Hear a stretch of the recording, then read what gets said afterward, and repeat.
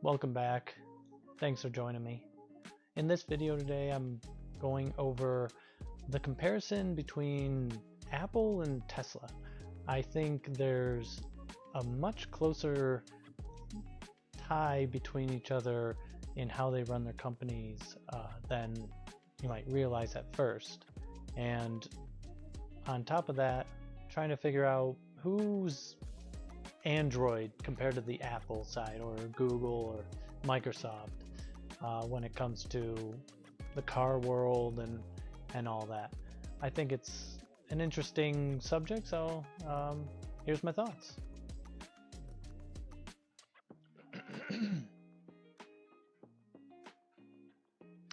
So one comparison similar to Apple that Tesla has is a popular CEO, or let's say infamous CEO, someone very out there, everyone knows his name, and similar to Steve Jobs previously for Apple in their heyday with the iPhone and everything. Elon Musk obviously is a huge part of Tesla's overall success. Whether he's invented anything or not, people know his name, and from that they know about Tesla, and his popularity, I think, personally helps grow the company. And you know, whether that's good or bad, they're a big company now. They've definitely grown a lot, and Elon Musk had a lot to do with it. So they also, whether it's true or not, or the history of it, EVs, electric vehicles have a very storied history, but they started a trend. Tesla started an EV trend, and similar to Apple with the iPhone and smartphones and having, one big screen, touch screen and everything, they started a trend when everyone else was doing it their own way, trying different things, or sticking with an old formula that was dying out or getting old and had yet to be improved upon. And they started that trend. So Tesla did that for EVs in the way of, making a cool EV, something people wanted to buy, being the Roadster first, and then the Model S and X and everything, and making it cool to own an EV, I think made a huge difference in getting people to want EVs, not just for the obvious reasons, but because it was cool, and making that a trend and kind of jump-starting the whole space. It took a while, but they definitely were the first to make that trend start. One thing that Apple does that Tesla does similarly is they make software that is made to work with their hardware specifically, so they get the most out of it and it works really well with it. And with that software, they don't just make it once and that's it. They are constantly upgrading it and making it better and better and better, and always improving, and knowing like you're gonna get new features for the same vehicle or the same phone that will do more than when you first bought it is a really cool idea. And when it's an operating system designed for that car in a kind of broad sense, where it can be expanded, where it can be built upon, it works really well instead of the alternatives. Now, Tesla really did start with their Roadster and EVs, but they've continued to grow immensely. They've got solar, they've got the Powerwall, they've got their ecosystem of chargers. They have Starlink. They have their phone app. They have what is surprisingly revolutionary for cars, the ability to buy directly from the manufacturer instead of having to get the car from a dealership where they're going to mark it up and everything. What you can go directly and buy exactly what you want, how you want it, and get it delivered or pick it up. You have all that flexibility.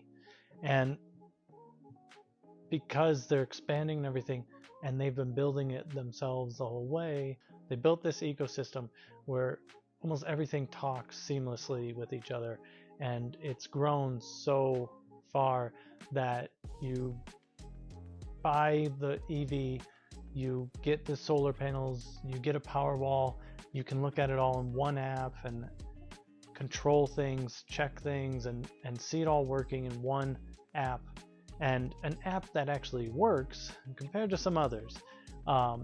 And they're just expanding that more and more, similar to the CarOS. They're continue to update things and add features and give more control and be able to, let you use everything as easily as possible and see everything you own from Tesla in a very easy spot. And I think it's amazing what they've been able to bring to the table, and when building it all, knowing what they were trying to accomplish and build it out so everything talks, and instead of needing an app for every instance, it's combined. It works together so nicely. So there are obviously other manufacturers that have made EVs first.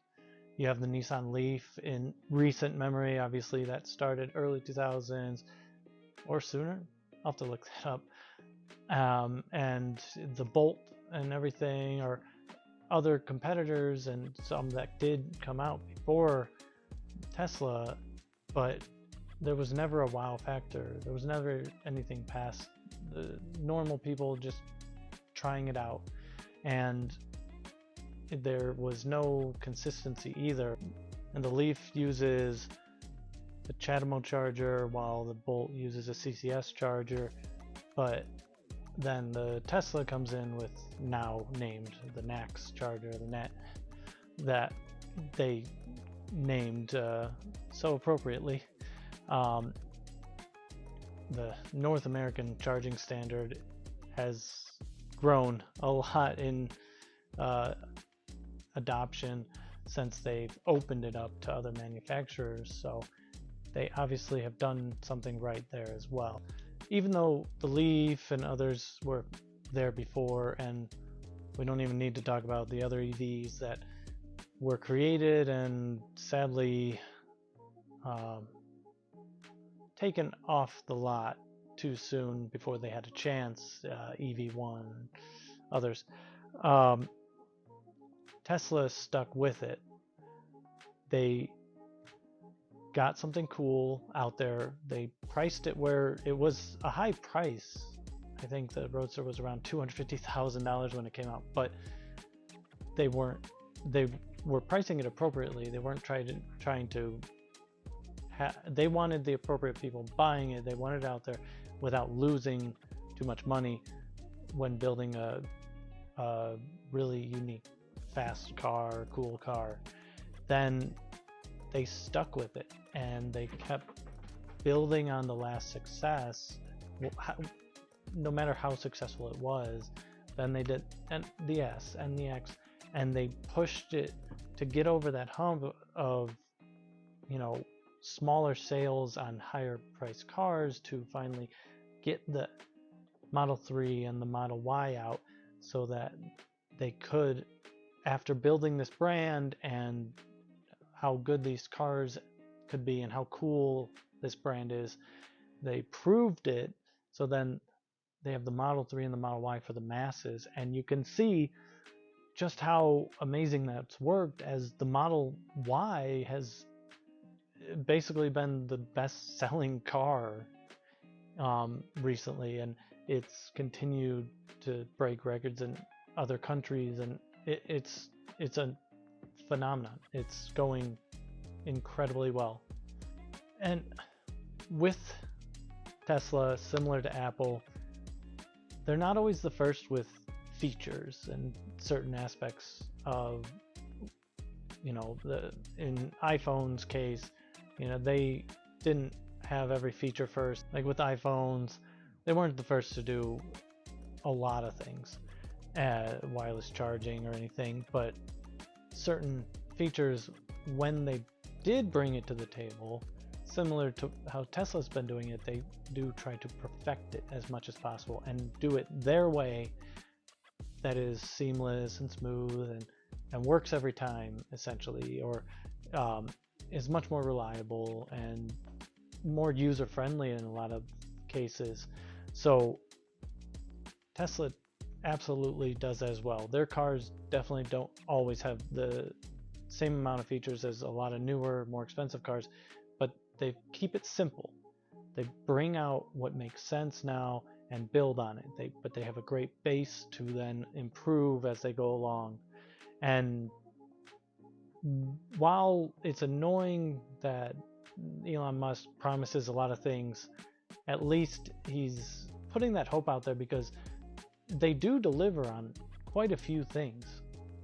His timelines aren't the best, but he is kind of pushing his engineers and the industry to try and do better. And things come from that, and innovations happen and improvements that normally wouldn't if people just sit idly by with what they have. But when you push features like full self-driving, people keep trying to do that because it's also opening that competition. And they're trying to say, we're doing it in 2 weeks or a year, and others are then trying to scramble to do it. But in that scramble, they're all trying to improve that technology, and we benefit. So really can't complain. Similar to Apple, Tesla started making cars that were always an EV, that were always electric first. There was never an ICE car. There was never a combustion engine transition. Apple's first phone was the iPhone. That's all they've known. That's what they have built. Obviously computers before, but Tesla is similar. This is the first platform they've built, so they've been able to focus on it 100%. While normal car manufacturers are making a much more difficult transition much later in the game from the combustion engines that they know and having to change, manufacturing plants that's very expensive to transition to an EV. So they're so late in the game, while Tesla has done it from the beginning and has been doing it and building and improving their process right from the beginning. They didn't have to change anything from an old standard. They started at the new standard and continue to improve. And even still, Tesla continues to innovate and add and do more. They're trying not to be stale. Similar to Apple, they have, as Apple has continued to make new products, not just make the iPhone and laptops and desktops, then they made the iPad, they made Apple Watches. They continue to make devices and innovate in spaces that maybe didn't exist before. And they have continued to also have good ethical sourcing of things, being very visible. And Tesla has been similar, that they're working bad materials out. Like batteries in particular are very difficult when it comes to ethical mining and everything, and they're trying to transition, and they're making those changes to source those materials ethically.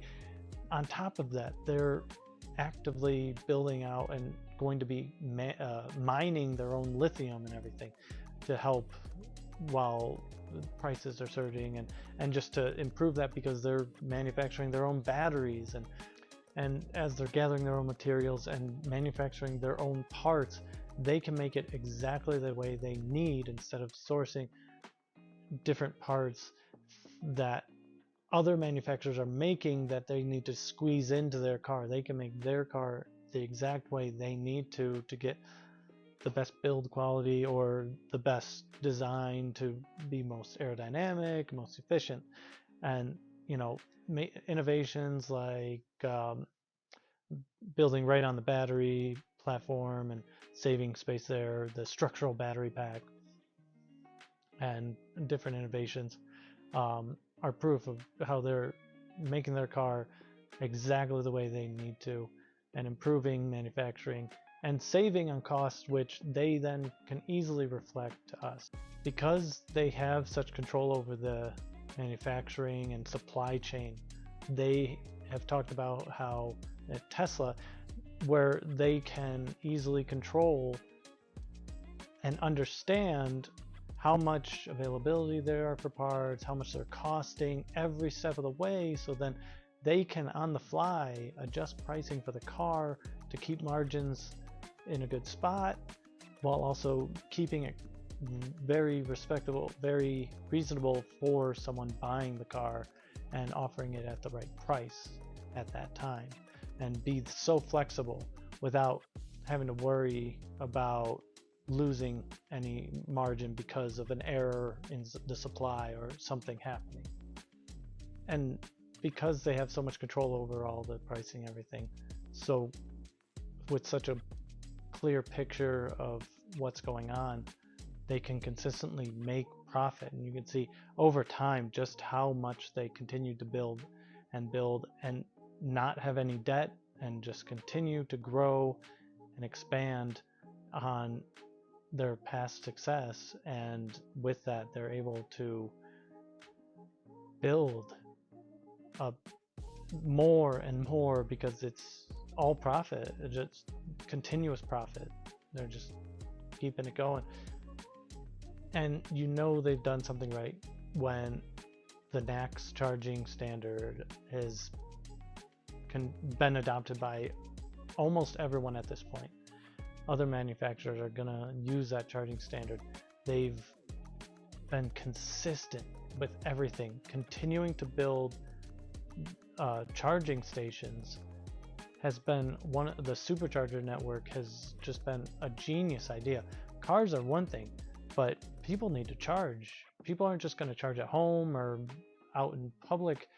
They, at a park or something, they need to be able to pull off the highway on a road trip and charge quickly to keep going. And building a supercharger network that is so robust, and compared to compared to gas stations, which 4 on one intersection with gas stations, the supercharger network still has room to grow, but it's definitely made it easy for people to transition, because their uptime is amazing, the way they work is phenomenal, the seamless nature of how they work with the app and set up with charging, especially with their vehicles, is amazing.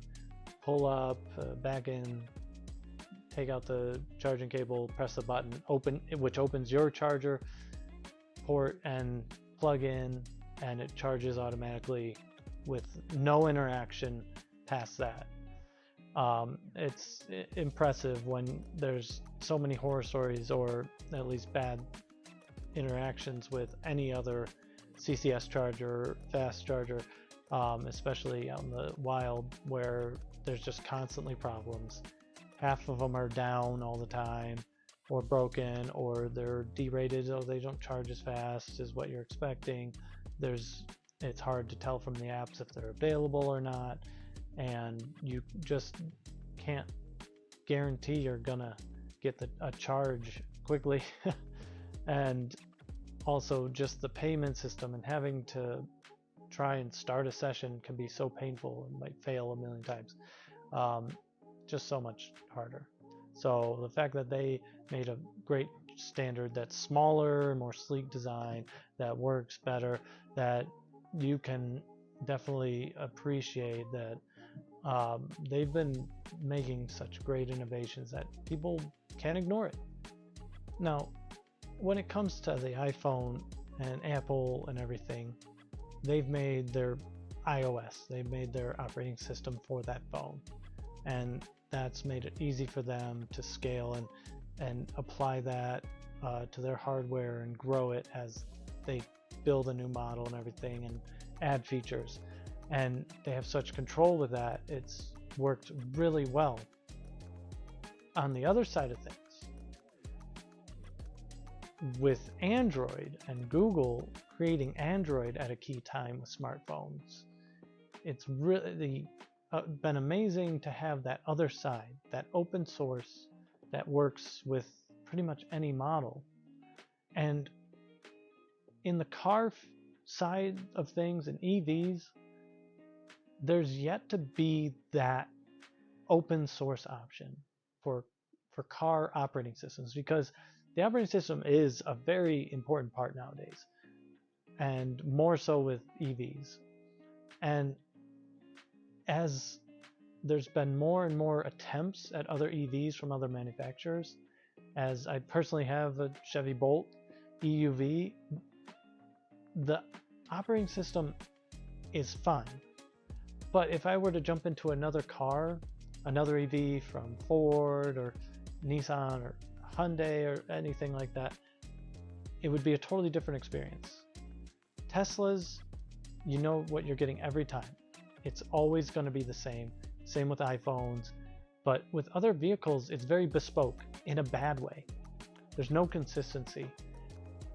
There's cool features that can come out of it, but they're so unique and so often just to one model that it doesn't make sense for manufacturers to waste time on these features, when if some organization like Google could build an open source operating system that could apply flexibly, then the manufacturers who are good at building vehicles can focus on the hardware, while the software side, they can rely on someone else to build because the software sucks.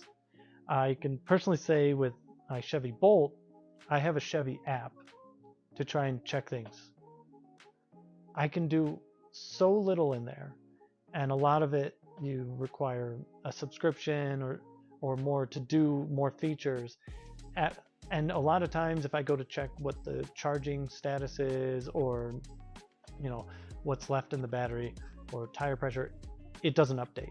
It fails to update and doesn't give me live information. While the Tesla app, you can control the car in many ways, seamlessly, quickly, and updates well, and you have so few issues because they built it all to communicate so well.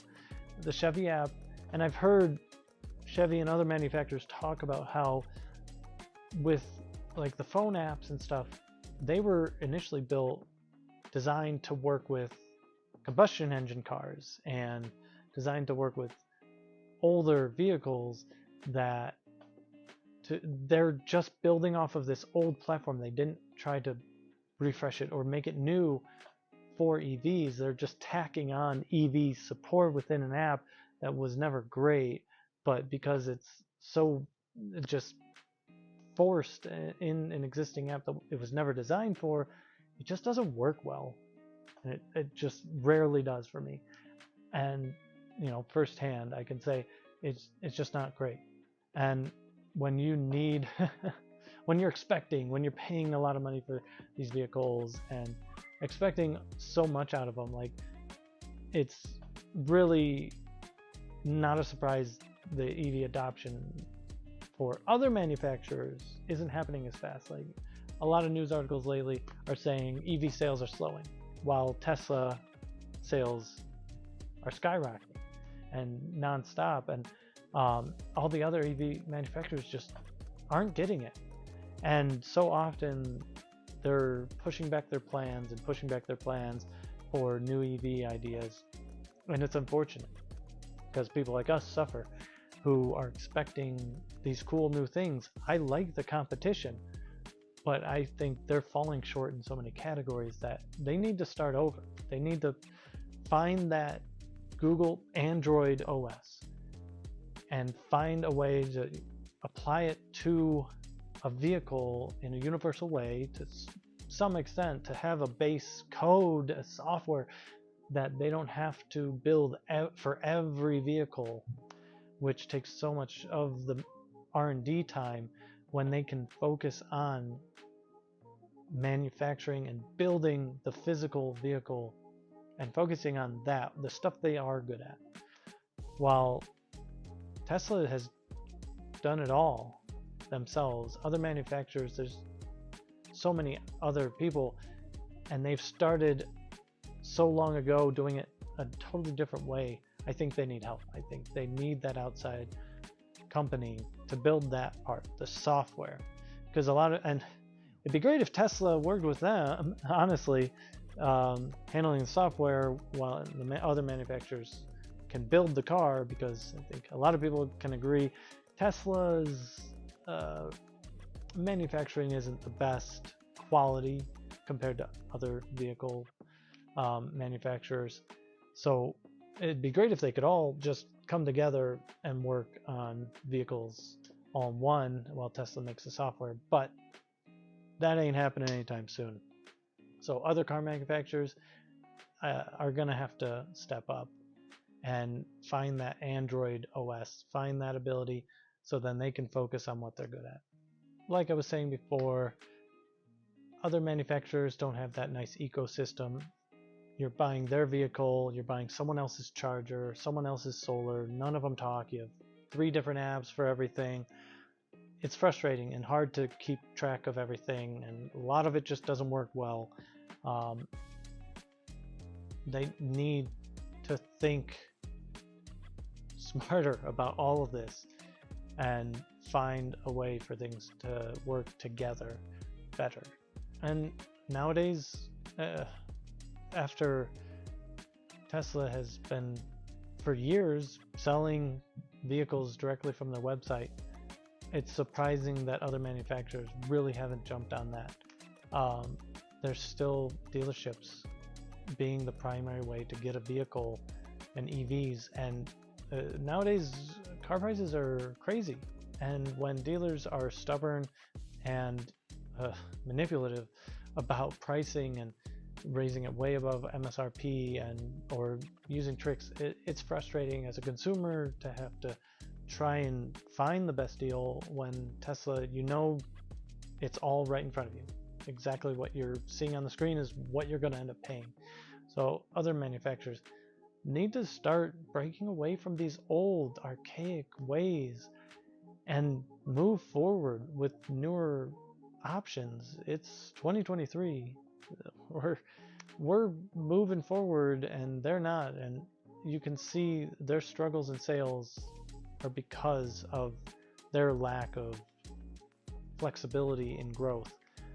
Similar to BlackBerry trying to stick with their old keyboards and OS and not being flexible and adjusting at the right time when Apple came into the game.